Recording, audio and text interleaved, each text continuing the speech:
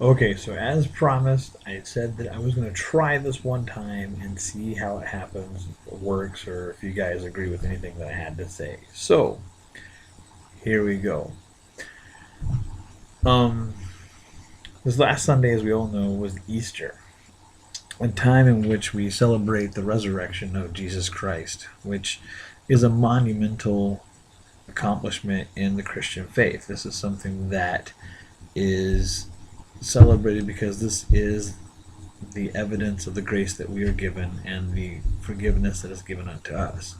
The resurrection of Jesus Christ breaks all covenants from the beginning and creates new ones going forward. And that's why the sacrifice of the Lamb became so important, that he was spotless. Now, what was really interesting to me about this whole story is that even in this time, Jesus is kind of foreshadowing what was going to happen.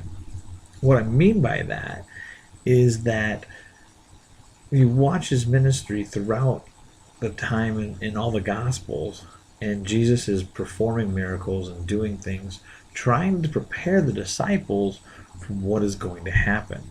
How many times do you see, him? Someone comes and says, "My servant has died," or "My child has died," or "Someone has died," and he says, "Be still."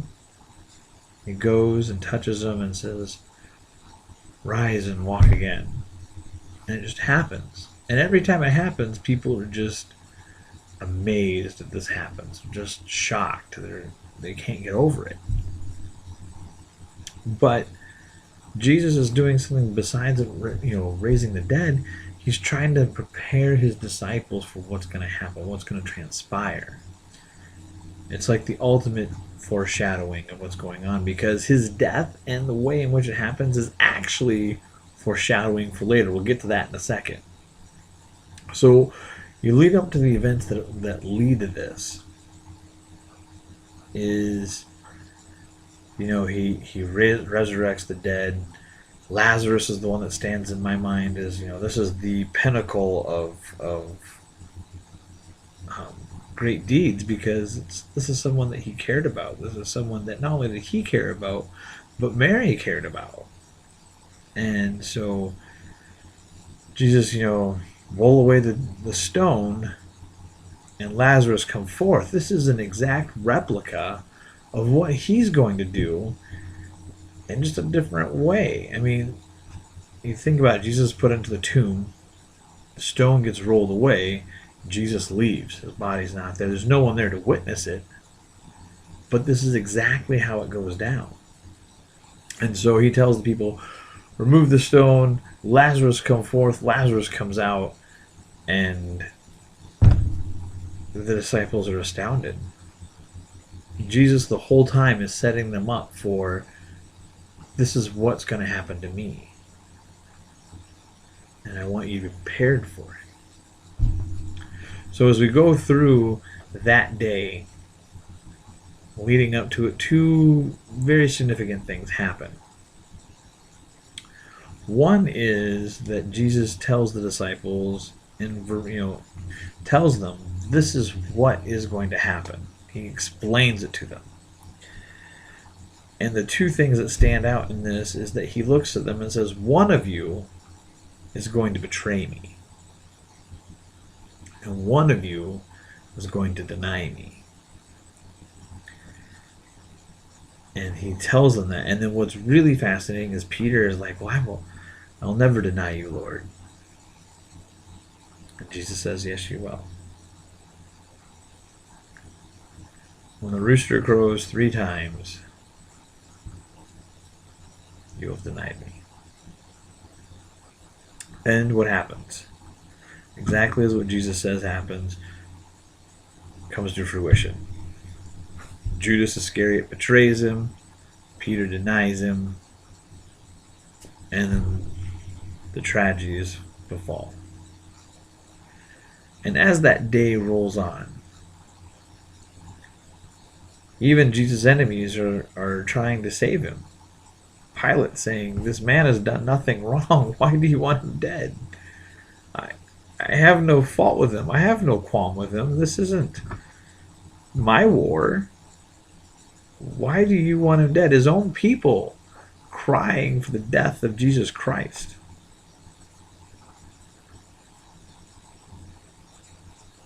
So finally Pontius says, all right, this is what you really want. We'll make it happen. So Jesus is beaten.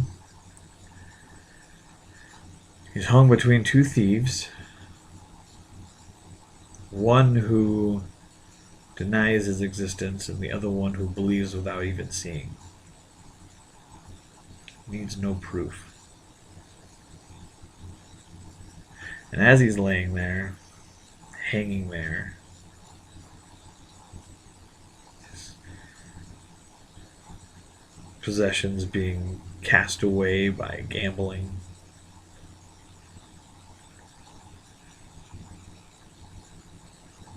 he looks out after the beatings, after the punishment, after everything, and says, Father, forgive them, for they know not what they're doing. Even in that moment, his heart is for the people. His heart is for all of us that were just laying around watching this happen. And I say that in that way because how many times do we see it now where someone is suffering, someone is doing something, and we just kind of watch it happen? Jesus looks out upon the crowd and sees what is going on. He sees all of this happening and just says, Father, forgive them. My love for them is so great. Please forgive them. And then he feels the abandonment of God. The first time in his human existence that God cannot look at him because he's covered in not only that present world sin, but all the past sin and all the future sin. Everything is bowed upon him.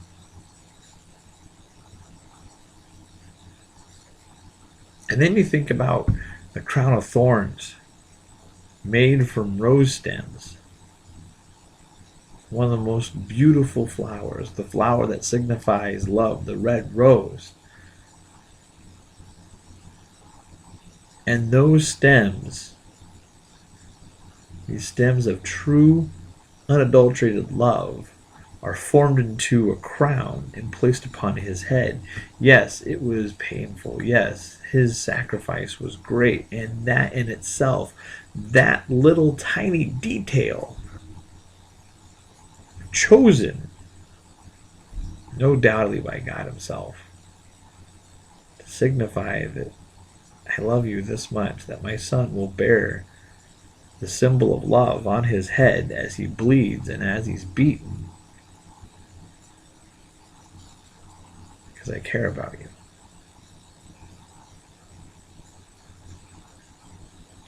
And so Jesus asking for forgiveness for everybody.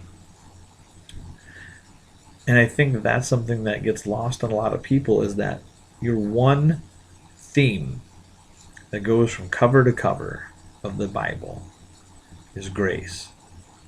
You're going to say, no, wait a second, isn't love? Well, yeah, love is a theme.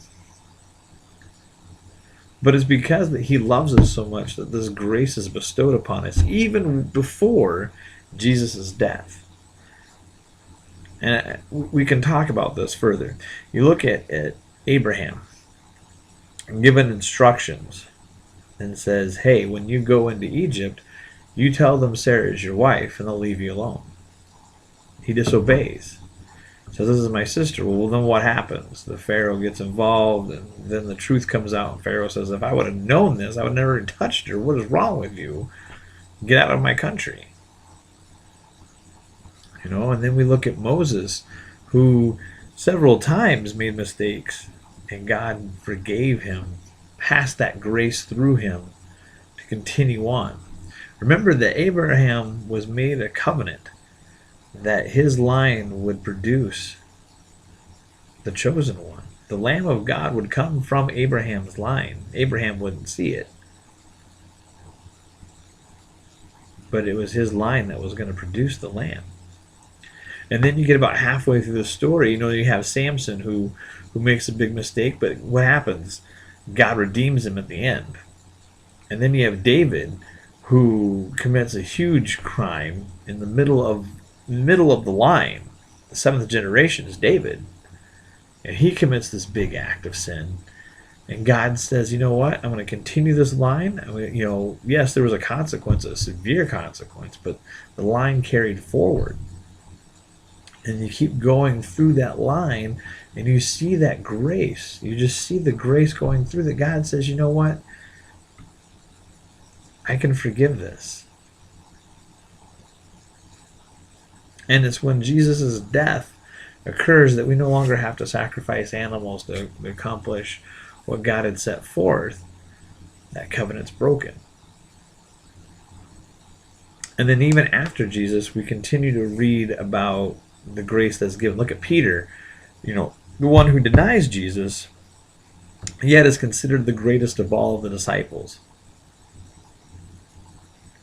And then we go to Paul, who, we know about what he does, killing Christians and all that. And then he is risen up and elevated to what you would almost could say is the same level as Peter, is the greatest disciple. And you're going to say, well, Paul wasn't a disciple, but he really was. And what I mean by that is that a disciple, if you look at what Jesus does, the disciples were handpicked by God to be leaders. And not only be leaders, but to be fire starters. So what does Paul do? Paul is handpicked by God. Complete 180. And he starts to light fires all across that region of the world. And to this day, we have disciples. We have people who are handpicked by God to do things that most of us don't do. Yes, and that's the thing, is like, go back to Abraham's time. Yes, Abraham was hand chosen by God to be who he was. Yes, there were holy people around him. Yes, there were other people who were great and dignified. But he was the one that was chosen. Him.